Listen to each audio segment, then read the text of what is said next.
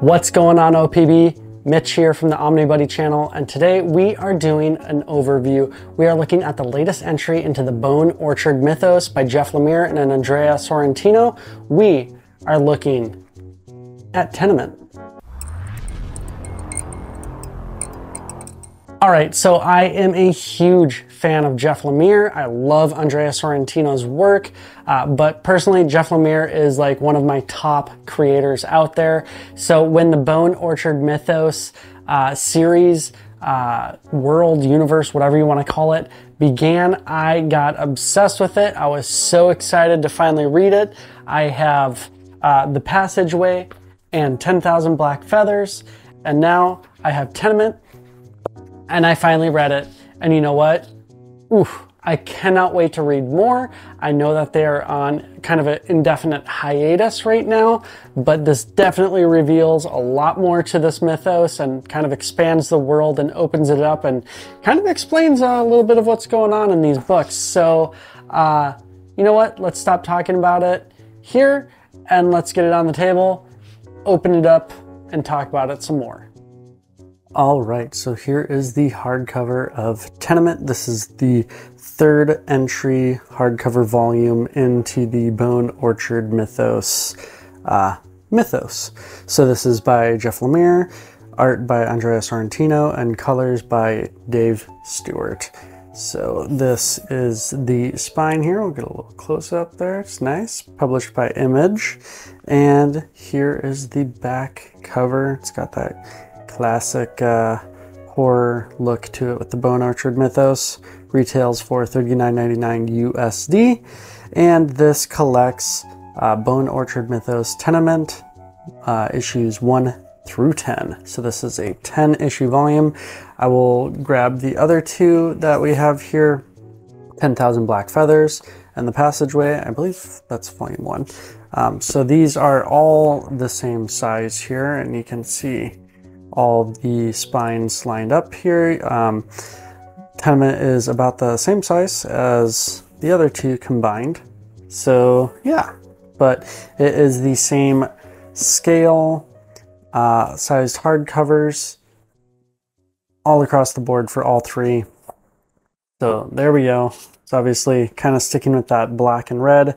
The other two have obviously a lot more white, but anywho, so this is the volume 3 Tenement, and we'll dive right into it. It's got these nice bright red end papers in here, a little bit of the color, well, not color, but design work, and then we go right into the Bone Orchard Mythos.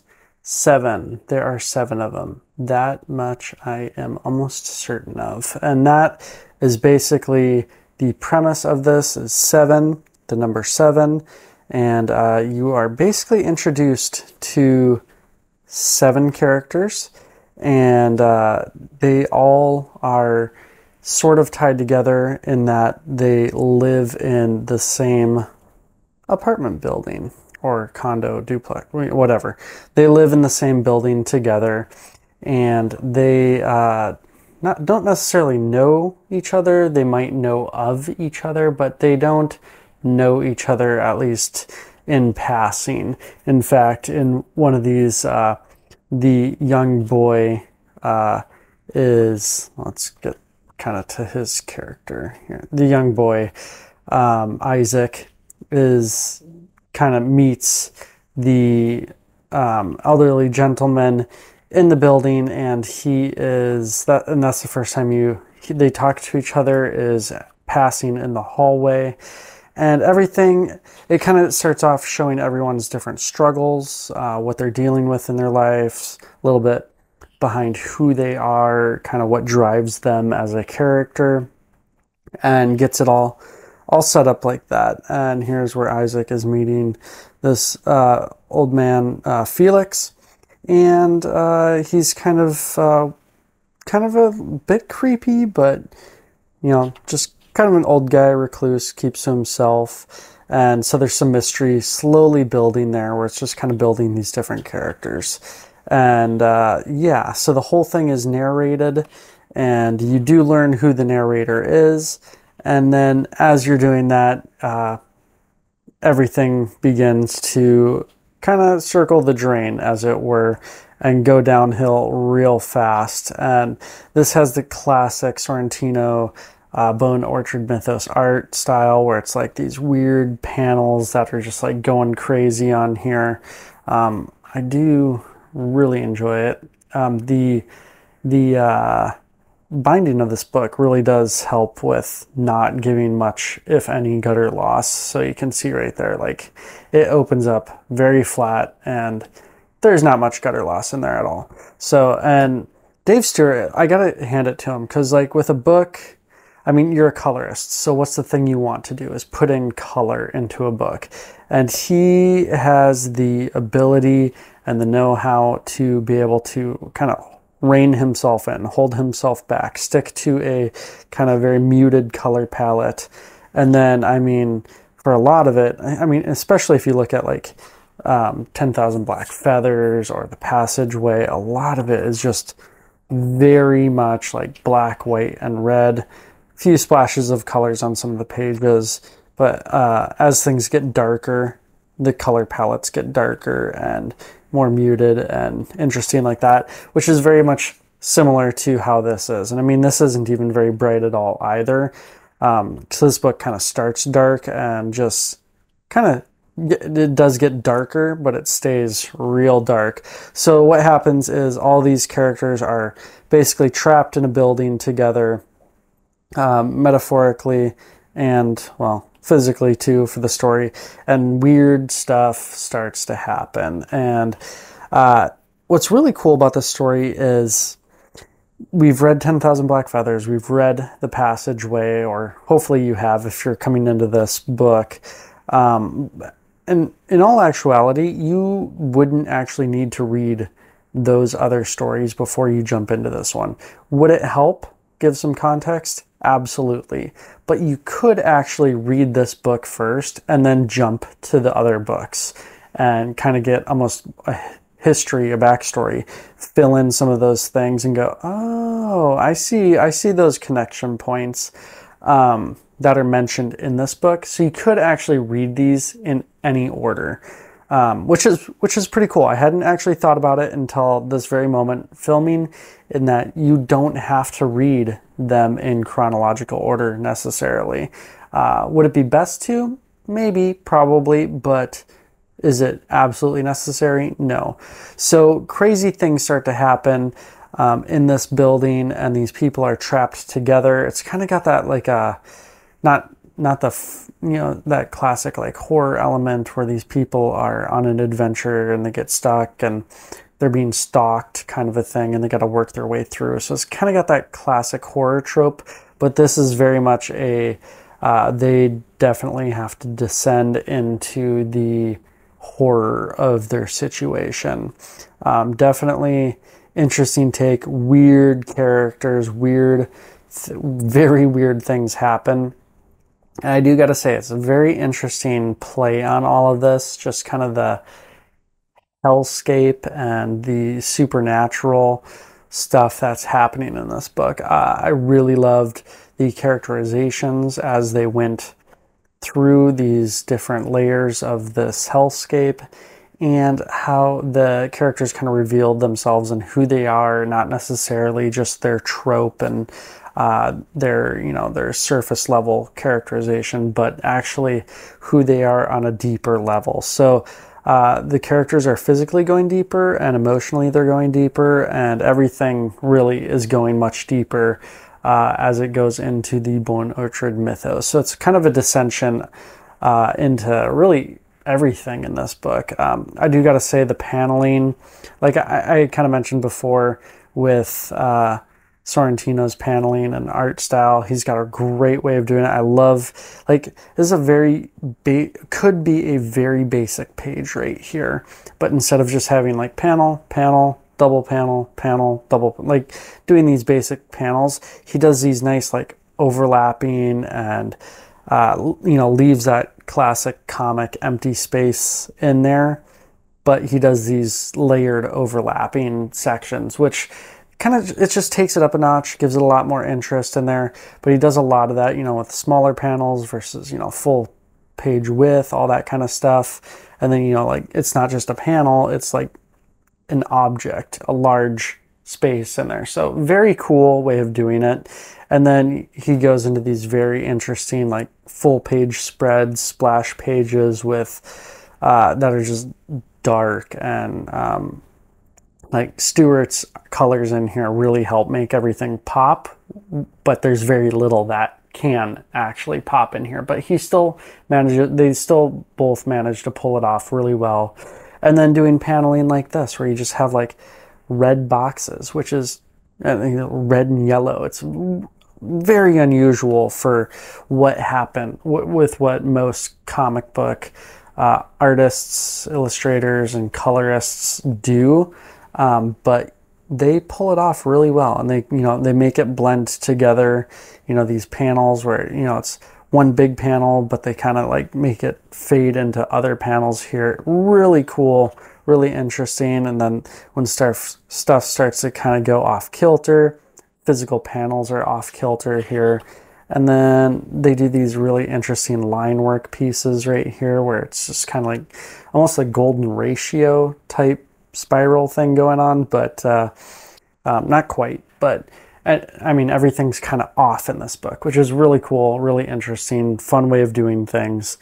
And then, yeah, so that's a lot about the art. I really don't want to talk too much about the story because it would give away so much. But if you are into horror, thriller, a lot of mystery stuff going on, and with like supernatural horror elements, this book is definitely hitting on all those. And I gotta say, like, here's another good example of that lack of gutter loss, where there's, you know, really good opening to the pages with that nice sewn image binding there, and then yeah, so you don't have much craziness. I do gotta say, this book made an interesting jump. You're in the middle of all these horror elements going on, and all of a sudden, boom, you're into like this noir PI, personal investigator style story right here.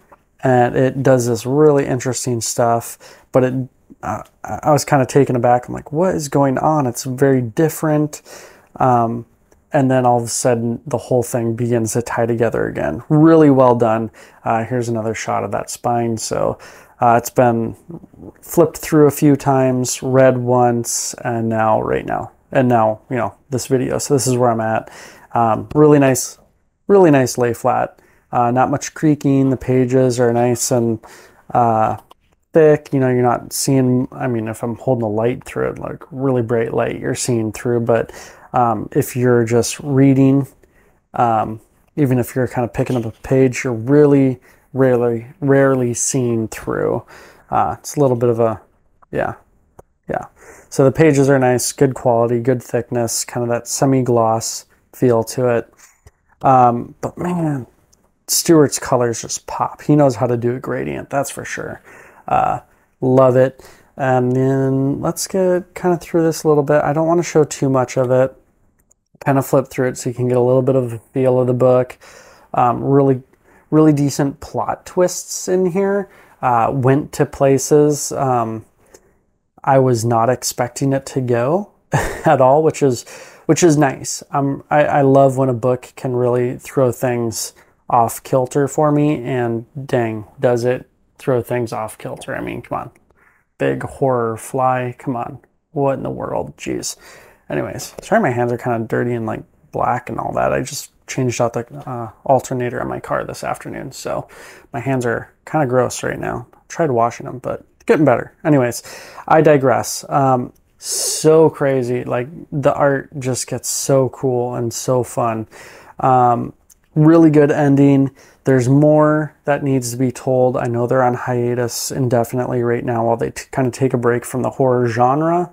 But so far, so good. Loving it. It's got a lot of great extras in this book, with some variant cover gallery here with all the different peeps on there. Really good cover art gallery going on. A lot of fun stuff. And then I wish there was some... Sorrentino's got such a cool art style, like I was talking about with his layouts and paneling. I really do wish that that's kind of my only gripe. I love seeing like progression, like page progressions, and I would absolutely love to see Sorrentino's page progressions on a few of these where, I was kind of showing you those red outlined pages, and like look at these like off kilter, just like shattered glass going on. Really interesting stuff. I'd love to see how he approaches laying out penciling and sketching and kind of doing those preliminaries. Would absolutely love to see how he comes up with these, and even some like abandoned ideas. I think that would be really cool to see, like, oh, I came up with some different structures for the page and then I reverted. Like, that would be super cool to see. I really do hope maybe if they do a giant collected edition of this, I don't know if they ever will, but if they did like absolutes or something, or maybe collected a few of, if they have 3 more books, so they do 2 large oversized hardcovers, I'd love to see them do some of the collections like that too. But for now, we have a nice cover art gallery in the back, which is really nice and appreciated. And then an about the creators in here with Lemire, Sorrentino, Stewart. And then we got some stuff with Wands and Lockard back there too. And that is Tenement, Volume 3, well, entry number 3 into the Bone Orchard Mythos. Here, we'll get them all lined up right here for you. I believe that's the order. But there we go. All right, so that was a quick overview. Well, a little bit of Black Feathers and Passageway, but an overview of Tenement.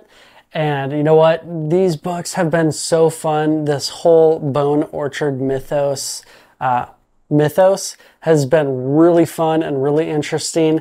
I am sad, like I said at the beginning of this video, that Lemire and Sorrentino are taking a bit of a hiatus break, indefinite. They don't know when they're coming back to it because as Lemire posted on his Patreon page, that he is kind of burned out a little bit on the horror genre, which understandably he did. He's done a ton of horror stuff. I mean, he's got where are those at? They're in here somewhere. Yeah, he's got Gideon Falls. That's what it is. He's got Gideon Falls going on. So he did 2 hardcovers with those, big series. And now he's doing the Bone Orchard Mythos. So I can understand that he's getting a little bit burned out on the horror genre. He needs to take a little bit of a break. And I know that Sorrentino he's got a bunch of projects going on, which, that's amazing for him. Love that. His art is outstanding. So it's great that he's getting a ton of other work too. I love seeing creators be successful. That's awesome. I'm a little sad that I got to keep waiting for more of the Bone Orchard Mythos now. I know that they've announced some things already, and those are probably going to be pushed down the road, probably another year or 2. But you know what? We all got backlogs more than likely. I have a huge backlog of books that I can keep myself entertained with. So I can always come back to the Bone Orchard Mythos, catch back up, get the latest thing whenever it eventually drops. But you know what? Even still, with these 3 books, there's enough there. There's still a lot of mystery, but they sort of answered a lot of kind of what's going on, and gave some really good ideas of how these 2, I point right here, 10,000 Black Feathers and the Passageway, tie in with Tenement, and how it all is kind of intertwined. So really cool that way. So if we don't get any more, it's still been a really fun ride. I would love to see, at least 2 or 3 more books, like Tenement size. 'Cause I mean, that one's probably same, like twice as much story as you get in one of those books. So it's, I'd love to see the series expand to at least double to triple its size. 'Cause that'd be amazing to see how all of this kind of gets fleshed out fully, rather than leaving anything up in the air. But you know what? If I don't get any more, I'm pretty satisfied with where it's at right now, at least. So that's pretty cool. But anyways, if you're looking to pick up these books and get into the Bone Orchard Mythos or Gideon Falls or any of the books by Lemire or Sorrentino, make sure to hit up OPB, use code OmniBuddy for $2 off every order if you're ordering 1 to 3 books. If you're going to order 4 or more books, so hey, you could get these 3 books, you could get Gideon Falls Volume 1 and 2, and you could get them all shipped together using code OmniBuddy shipped together, get 5% off that whole order, and get just a whole bunch of Lemire horror going on, and it's all great horror. It's not, I mean, it's not like super scary horror, because I'm not really into like weird crazy body horror or like that kind of, like those kind of comics. Like Razor Blades, that I started to read, it just wasn't for me. But these books where it's like that thriller mystery kind of thing going on, love it. Anyways, so you can support my channel, support OPB, use those codes or any other creator codes really, but definitely like, subscribe, hit the bell for notification, do all of those things. But like I say in every single video, comment. The most important thing you can do is comment, because I love talking with you all about what you're reading, buying, selling, collecting tips, and just general comic book industry and all that kind of stuff. Love talking with you all, so make sure to leave a comment. Let me know what your favorite either Jeff Lemire book is, or your favorite horror book that's out there, and that and why it's your favorite horror book. Is it like a mystery thriller? Is it actually super scary? Is it like murder mystery? Is it like demons, or you know, whatever, supernatural, or you know, like vampires or something? Let me know in the comments. All right, I'll let you go. That's it. Take care. Stay cool.